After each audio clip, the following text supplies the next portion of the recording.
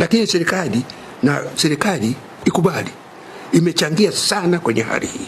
Kwa haya niliyoeleza, maana ilifanywa na serikali ndio imechangia, lakini ikisema kitu huo ni upotoshaji.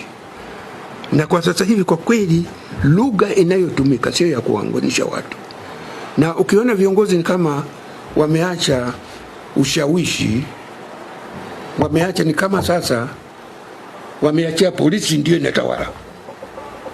Utaona polisi inatoa matamko mengi ya aina ya kisiasa, lakini wanaitoa kwa njia kama ya kutisha.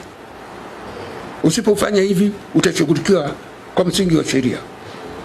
Yani sasa hivi ni kama polisi ndio inatawala, sio umeona matatizo haya makubwa yote tunayoyazungumza haya. Umepata kusikia kauli za wakubwa? Ni kama wanakwepa.